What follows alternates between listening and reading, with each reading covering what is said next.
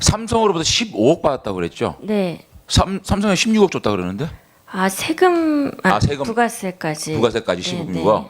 그럼 5억은 아까 삼성전자로부터 현금 연수를 끊어줬고 네. 10억은 어떻게 된 거예요? 그것도 삼성전자입니다. 삼성전자예요? 네. 삼성전자 정상적으로 들어왔나요? 네. 김재열 증인. 네. 저한테 이 후원 계약서 온 게 5억인데요? 두 차례 추가로 주세요. 네. 추가로 달라는 말씀입니다. 네. 그다음에 장시호 증인. 네.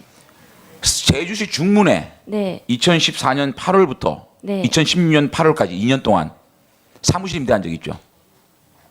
2년은 아닌 것 같습니다. 2년입니다. 네, 네. 임대했어요? 네. 뭐 했어요? 제 후배랑 조그마한 이벤트 뭐 더 했었습니다. 라임. 네. 근데 동거자하고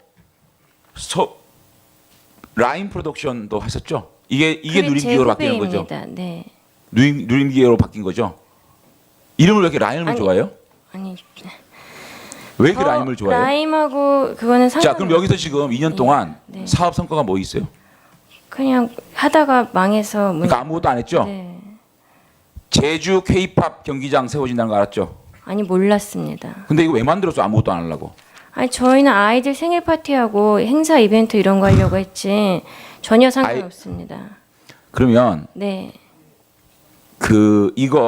이 임대할 때 보증금 수천만 원과 1,000만 원에 달하는 연 임대료 5만 원짜리 다발로 갖다 줬죠. 연 임대료가 1,000만 원이고 한 달에 그러니까 5만 원짜리 다발로 갖다 줬죠. 네, 현금 왜 현금으로 갖다 줬어요? 어디서 난 겁니까? 그때 이모한테 빌렸습니다. 최순실. 네. 그다음에 이규혁 전무 알죠? 네, 알고 있습니다. 이규혁 전무가 동계스포센터가 네. 너무 빨리 일사천리로 진행된다. 네.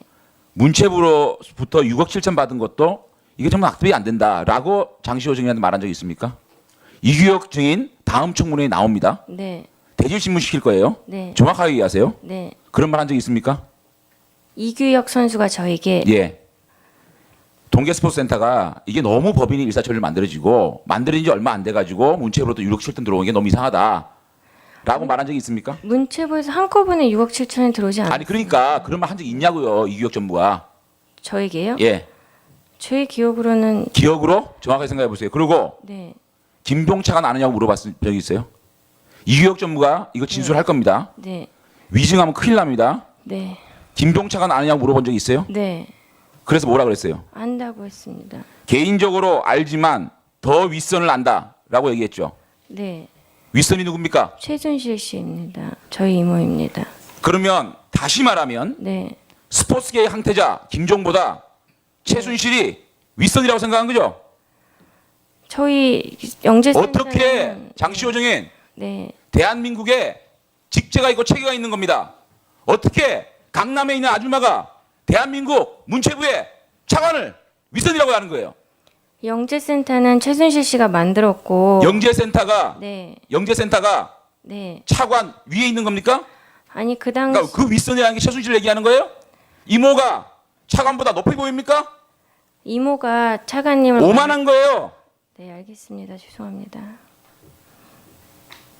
그 다음에 대포폰 몇 개 써요?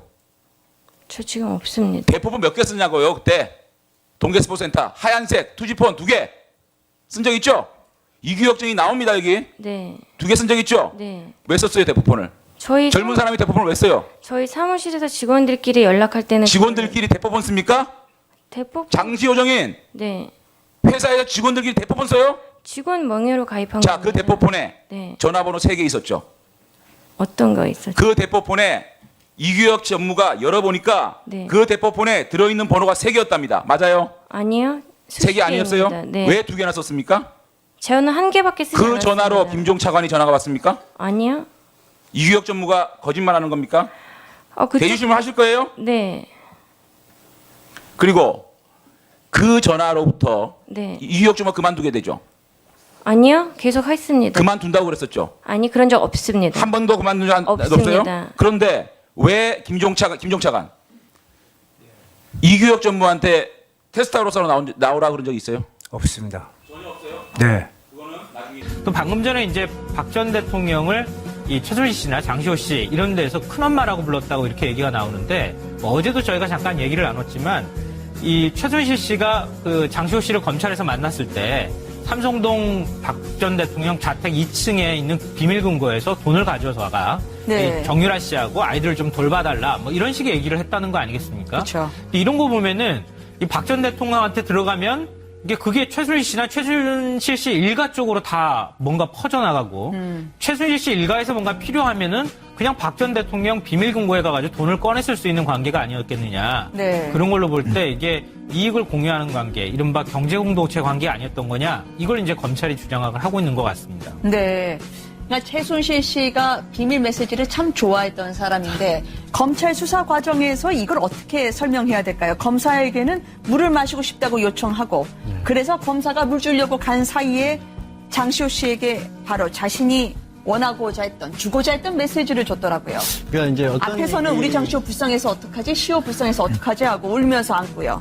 그러니까 그때도 처음에는 이제 이런 순서가 있었던 거죠. 그러니까 시호 씨 같은 경우에는 최순실 씨 처음 만나자마자 작년 12월에 검찰 특별조사본부 조사실에서 만난 겁니다. 그러니까 일반 검사 사무실에서 수사를 받았으면 그러기가 참 어려운데 조사실은 별도로 있고 안에 정수기 같은 시설이 없거든요. 그러니까 네. 저렇게 갑자기 만나서 친한 척 했다가 뭔가 메모를 적어서 둘이 나란히 앉고 앞에 맞은편에 검사가 있었을 때 조사를 받다가 아니 좀 물 좀 마시고 싶다라고 한 다음에 메모를 보여줬던 모양입니다. 거기에 이제 위원, 그러니까 정유라 이름 바꾸기 전에 딸하고 손자를 앞으로 장시호 씨에게 어떻게 보면 돌봐달라 이런 얘기를 했는데 못 알아먹었다는 거예요. 그러니까 다시 또 한 번 또 얘기를 하면서 이 삼성동에 가면 2층 방에 가면 돈이 네. 있는데 그 돈을 가지고 유라하고 유연이 그러니까 애를 유치원 비용이라든가 앞으로 키워라 이렇게 얘기를 했다는 겁니다. 네. 그러면서 자세한 얘기를 해줬던 게 이런 부분이 이제 이거 결국에 진술밖에 없잖아요. 그러니까 판사 입장에서는 이걸 믿어야 되나 말아야 되나 할 때 얼마만큼이나 구체적인 얘기가 나오는가인데 거기서 바로 이런 얘기를 했다는 거죠. 삼성동 자택에 가면은 이 장시호 씨는 모르니까 이게 내가 신분을 보낸 거다라고 얘기를 하면 문을 열어줄 거다. 그러면 그때 2층 방에 가서 그 돈을 가져와라. 이런 얘기를 했다라는 겁니다. 몸으로 입으로 비화, 그러니까 암호를 서로 건네받았다는 건데 김종 전 차관이 미스터 팬더 뭐 그렇게 불렸다는 건 알겠어요. 근데 미스 김으로도 불렸다고 하던데요. 그리고 등록된 것보다는 무등록된 곳을 주로 이용했더라고요. 돈을 얻기 위한 영재센터 사업계획서도 등록되지 않은 택배 택시를 불렀다고요. 그러니까 보면 최순실 씨가 참 주도 면밀한 것 같아요. 네. 모든 상황들에서 어떤 증거 남을 만한 것들은 다 이제 없애고 했는데, 근데 정작 자신의 조카는 사실 입을 못 막았습니다. 그러고 보니까 그 모든 없앤 것들이 아무런 소용이 없어져 버렸어요. 네. 근데 지금 보면 이제 김종 전 차관 같은 경우는 이제 그 눈에 좀 다크서클이 조금 있어요. 아, 그러다 네. 보니까 이제 그 별명을 이제 뭐 김종이라 해서 벨이라고 그런다든가, 그 다음에 네. 이제 팬더라고 이제 불렀다고 합니다. 또 그리고 뭐 미스 김이라고 이야기했다는데 이제 그런 식으로 이제 은어적인 어떤 이런 표현을 쓰면서 서로 간에 이제 소통을 했다는 거예요. 네. 그러니까 이게 왜냐하면 결국 나중에 어떤 문제가 드러났을 경우에 이제 증거인멸이라든지 그러니까 이런 것도 하기 굉장히 유용하게 이제 쓰기 위해서 했던 거 아니겠습니까? 그런 걸로 보면 최순실 씨 같은 경우는 이 노하우를 누구한테 배운지 모르겠어요. 네. 왜냐하면 지금 예를 들어서 검사가 조사받는데 그거 쉽지 않거든요. 검사한테 물 떠달라고 그러면 사실 제가 볼 때 그 나간 검사도 좀 그렇습니다. 왜냐하면 네. 다른 사람 통해서 해야 되는데 문제는 두 사람이 어떤 면에서 보면 공공관계일 수도 있고 할 수가 있는데 그걸 자리를 비켰다는 것 자체도 좀 이해하기 어렵는데 그러니까 그런 걸 통해서 하여튼 메시지를 전달하고 그리고 자기 어떤 여러 가지 전화라든지 그다음에 무등록한 그런 택배를 쓰는 저는 이 무등록 택배가 있는 것도 몰랐어요. 네. 그러니까 그런 걸로 보면 정말 최순실 씨는 이런 증거인멸에 있어서 수단과 방법을 굉장히 가리지 않았는데 근데 결국 이렇게 꼼꼼한 것들이 결국 자신의 가족이나 이런 걸 통해서 모든 게 일단 사실로 드러나면서 그동안 감춰왔던 게 아무 소용없이 일단 된 것 같습니다. 근데 검찰 앞에서 정말 물 떠다 달라면 물 떠다 주시나요? 아니, 그러니까 수사라고 하는 게 네. 지금 한두 시간에 끝나는 수사들이 아니잖아요. 거의 네. 한나절 전체를 하는 것도 있고, 또 말씀드린 것처럼 일반 검사실에는 검사가 있고, 수사관이 있고, 또 행정 보조하는 그런 사무관들도 있거든요. 그래서 안에 내부에 정수기 같은 거 있기 때문에 거기서 바로 이렇게 가내주면 되는데, 조사실은 딱 밀폐된 공간입니다. 뭐 창 같은 것도 따로 없이. 그렇기 때문에 뭐 한두 시간도 아니고 반나절, 한나절 받는 수사 가운데 물 마시고 싶다 그러면 그것까지 안 갖다 줄 수는 없는 게 또, 이 당연히 상식인 거고요. 또 검사들의 생각보다 다그치는 수사도 할 때도 있지만, 의외로 공감을 많이 해서 좀 뭐랄까 편안하게 해준다고 해야 될까요? 얘기를 털어놓게 만드는 게 아, 사실 수사의 진술을 기법일 유도하기 때. 위해서. 예, 그렇습니다. 그렇기 때문에 저런 정도를 오히려 주고 또 검사 입장에서는 둘이 이렇게 얘기를 맞추는 게 오히려 그렇게 얘기를 하는 것 중에서 나중에 추궁을 했었을 때 또 다른 얘기도 더 끄집어낼 수가 있다는 그런 부분도 노려서 의도적이라도 자리도 좀 비워주고 그런 것도 있을 겁니다. 아니, 최순실 씨가 자신의 재산, 특히 정유라 씨 독일에서 심심하지 않도록 호텔까지 사줬다는 부분에 대해서 최순득 씨가 알만하니까 산 게 아니다 빌린 거다라고 하면서 철저히 자신의 피를 나눈 자매에게도 비밀 우선주의를 고수를 했더라고요. 왜 그럴까? 방금 전에도 이제 뭐 김종전 차관을 네. 팬다라고 부르기도 하고 뭐 미스킴이라고 부르기도 하고 암구호를 사용해서 자기들끼리 의사소통을 한다거나 그리고 문고리 3인방하고 이메일 주고받을 때도 그렇잖아요. 네. 뭐 날씨가 좋았니 안 좋았니 이렇게 가짜 이메일 같이 이렇게 사용을 했다고 했던 얘기도 그렇고 차명폰 썼다는 것도 그렇고 최순실 씨가 철저하게 비밀을 유지하려고 이렇게 노력을 했던 것 같은데 심지어는 이 친자매들 사이에서도 자신과 관련되는 얘기를 절대 못하겠다는 겁니다. 아, 셋이 있다가 최순득 씨가 자리를 비우니까 왜 또 그런 이야기를 하냐면서 입단속을 했군요. 네, 그러니까 정유라 씨가 독일에서 이제 호텔을 샀다 이런 얘기가 최순득 씨한테 귀에까지 들어가가지고 그 얘기를 하니까 네. 왜 그 얘기 비밀을 지키지 않았느냐 이렇게 얘기를 했다는 거 하고요. 그 다음에 장시호 씨가 이 차명 주식을 보유했던 거 있었거든요. 그 네. 부분도 너 진짜 입이 싸다. 그런 거 하나 비밀 지키지 못하느냐 이렇게 하면서 질책을 했다고 하는 건데요. 네. 그러니까 최순실 씨가 왜 이렇게 비밀 얘기를 할까? 그리고 또 저는 그게 굉장히 흥미로웠는데 정유라 씨가 독일에서 호텔을 샀다고 하는 그게 그 친족들 사이에서 그게 그렇게 비밀거리일까요? 뭐 돈도 많은 사람인데 독일에 호텔을 살 수 있잖아요. 네. 근데 그거를 비밀을 이렇게 철저하게 유지하려고 했다는 얘기는 곧 달리 말하면 박근혜 전 대통령이 중간에 끼어 있다. 그러니까 박 전 대통령하고 끼어 있는 문제에 관해서는 이렇게 특히 예민한 반응을 보였다고 볼 수도 있다는 거죠. 네. 그러니까 정유라 씨가 그냥 독일에서 자기 돈으로 호텔을 산 게 아니라 삼성으로부터 받았어. 올림픽 지원을 해준대. 이런 얘기가 뒤에 덧붙는다는 거죠. 그리고 그거를 해줄 만한 사람은 박근혜 전 대통령밖에 없다는 거죠. 그러니까 박 전 대통령이 들어가는 모든 문제와 관련해서는 철저하게 비밀을 유지했다. 이걸 알 수 있는 대목인 것 같습니다. 근데 최순실 씨 같은 경우는 제가 네. 볼 때는 그 아버님인 그 최태민 씨한테 상당히 그 단련됐지 않느냐. 아, 네. 최태민 씨가 한편으로 박근혜 전 대통령한테 영향을 끼치면서 뭐 여러 가지 그 조직을 만들고 네. 거기에서 어떤 또 대기업 어떤 부분들을 갖다가 하고 했지만 또 한편으로 자기 후계자로 최순실 씨를 갖다가 특정하고 일찍부터 훈련을 했지 않느냐. 그리고 다들 신분을 여러 개를 가지고서 여러 인생을 살다 보니까 네. 최순실도 여러 인생을 갖다가 여러 사람들과 그런 일을 하다 보니까 비밀스러우지 않을 수 없는 거죠. 그런데 이 비밀스러운 부분이 아까 이야기한 대로 조카라든지 또 가까이 있는 사람한테서 나중에 드러나게 돼 있거든요. 그래서 그런 부분에서 상당히 이 최순실과 조카라든지 이런 부분들에서 제가 볼 때는 지금 현재 재판 과정에서 일어난 일뿐만 아니라 조금 시간이 지나면은 더욱더 적나라하게 드러나리라 봅니다. 10분간 침묵을 지켜주셨던 김능구 대표님이 왜라는 의문부호를 풀어주시네요. 네, 변호사님. 네, 그렇기도 하고요. 또 조금 전에 나눈 말씀에서 저는 또 주목할 만한 부분이 정유라가 저런 얘기를 최순득 씨에게 했다. 호텔도 네. 샀고 말도 샀다. 삼성에서 사줬다. 이런 얘기를 했다는 건 정유라는 지금 덴마크에서 일제 다 부인하고 있지 않습니까? 네. 어머니인 최순실 씨와 박 전 대통령 사이에 무슨 일이 있었는지 모르는데 내가 그걸 어떻게 알겠냐라고 얘기하고 있는데 지금 장시호 씨의 증언에 따르면 정유라 씨도 다 알고 있었다는 거 아니겠습니까? 그런 부분도 정유라 씨를 반드시 송환해서 조사를 해봐야 될 필요성이 여기서도 나온 거죠, 사실은. 네. 그걸 또 최순실 씨는 원하지 않을 수도 있고요. 네, 그렇죠. 아까 말씀하셨던 박 전 대통령의 콜이라는 부분에 대해서는 대기업 후원 소문이 나니까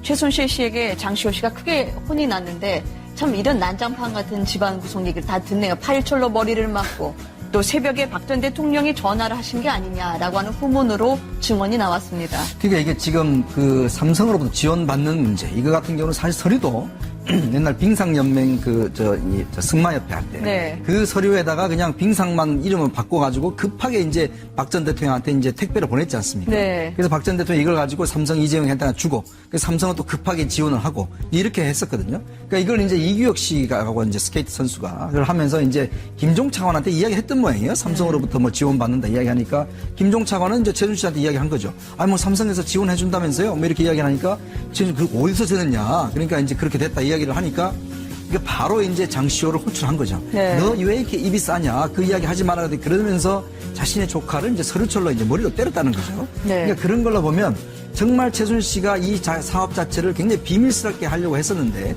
이것들이 자꾸 이제 노출되니까 그걸 막으려고 많이 했던 것 같아요. 근데 보면 이런 최순실의 비밀주의는 박근혜 전 대통령의 비밀주의하고 거의 닮았습니다. 네. 박 전 대통령도 재임 중에 사실 인사 관련한 거라든지 모든 것들에 대해서 비밀이 조금이라도 새잖아요. 그러면 청와대 직원들 전부 다 전화 수사하고 그 발설자를 찾아내요. 그러니까 특히 인사 관련해서는 조금이라도 신문이 나지 않습니까? 네. 그러면 그걸 가지고 누가 발설했는지를 철저히 찾아냅니다. 그러니까 그런 습성을 보면 두 사람이서 그동안 오랫동안 호흡을 맞춰오면서 이 첫째도 보안, 둘째도 보안. 어쨌거나 보안을 굉장히 중요시해요. 네. 그걸로 보면 뭔가 숨길 게 있기 때문에 보완하는 거 아니겠어요? 상당히 닮아 있는 점이 있는 것 같습니다. 최순실 씨가 그렇지만 박 전 대통령에게 충신이고자 했다. 물먹이는 헌법재판소에서의 진술을 많은 분들이 들으셨을 텐데요. 매일 아침 이영선 씨로부터 서류를 받아봤고요. 이게 바로 쇼핑백 셔틀이라고 하는 그런 걸까요? 그 서류를 보면서 아니 외국 갔다 오면 나를 이렇게 골탕 먹인다면서 힘들어하고 잠도 못 잔다고 투덜거리고 심지어 자신의 사위를 강제로 군대 보내려고 했는데 그게 제대로 안 되니까 박 전 대통령 전화도 받지 않았다고요.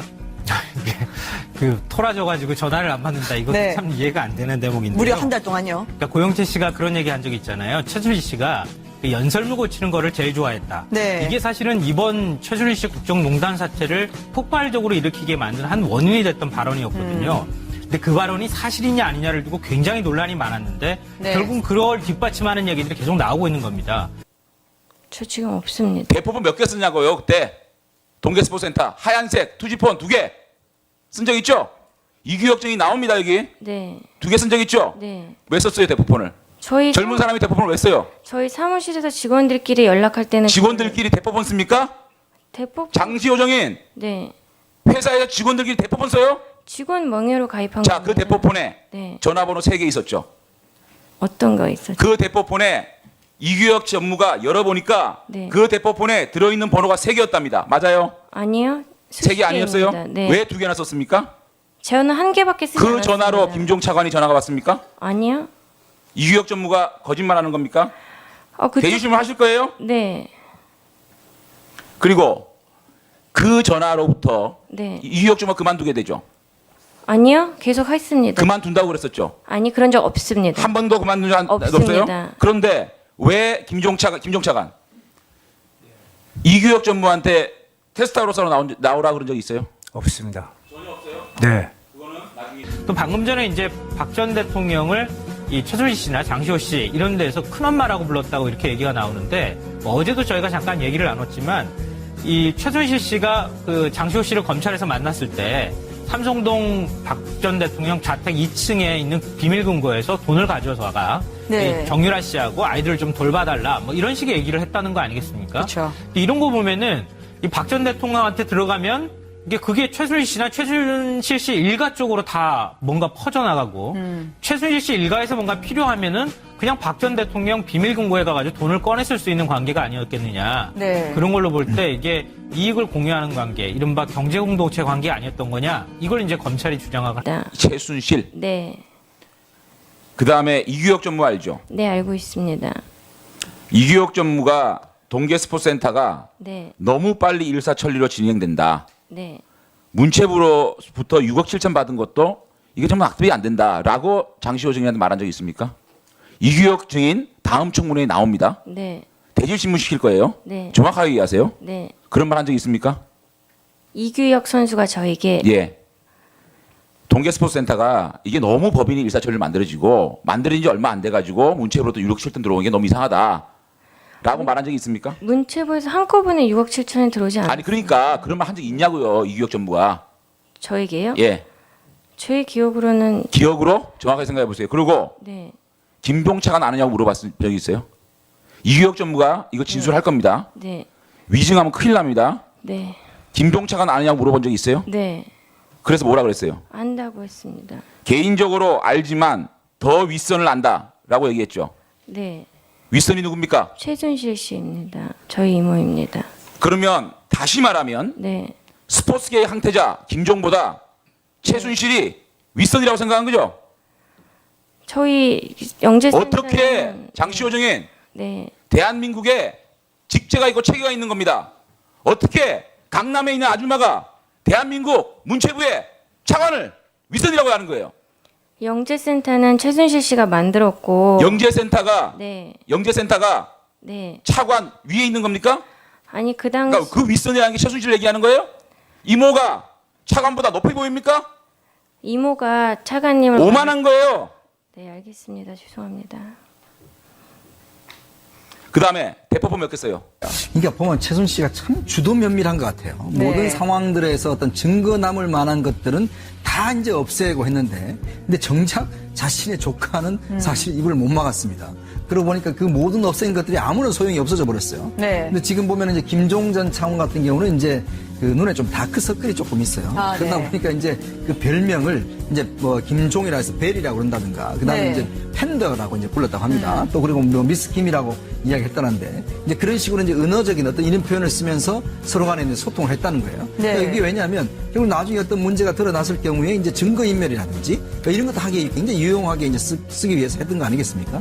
그런 걸로 보면 최순실 같은 경우는 이 노하우를 누구한테 배운지 모르겠어요. 네. 왜냐하면 지금 예를 들어서 검사가 조사받는데 그거 쉽지 않거든요. 검사한테 물 떠달라고 그러면 사실 제가 볼 때 그 나간 검사도 좀 그렇습니다. 왜냐하면 네. 다른 사람 통해서 해야 되는데 문제는 두 사람이 어떤 면에서 보면 공범관계일 수도 있고 할 수가 있는데 그걸 자리를 비켰다는 것 자체도 좀 이해하기 어렵는데, 그러니까 그런 걸 통해서 하여튼 메시지를 전달하고 그리고 자기 어떤 여러 가지 전화라든지 그다음에 무등록한 그런 택배를 쓰는, 저는 이 무등록 택배가 있는 것도 몰랐어요. 네. 그러니까 그런 걸로 보면 정말 최순실 씨는 이런 증거인멸에 있어서 수단과 방법을 굉장히 가리지 않았는데, 근데 결국 이렇게 꼼꼼한 것들이 결국 자신의 가족이나 이런 걸 통해서 모든 게 일단 사실로 드러나면서 그동안 감춰왔던 게 아무 소용없이 일단 된 것 같습니다. 근데 검찰 앞에서 정말 물 떠다 달라면 물 떠다 주시나요? 아니, 그러니까 수사라고 하는 게 네. 지금 한두 시간에 끝나는 수사들이 아니잖아요. 거의 네. 한나절 전체를 하는 것도 있고, 또 말씀드린 것처럼 일반 검사실에는 검사가 있고 수사관이 있고 또 행정 보조하는 그런 사무관들도 있거든요. 그래서 안에 내부에 정수기 같은 거 있기 때문에 거기서 바로 이렇게 가내주면 되는데,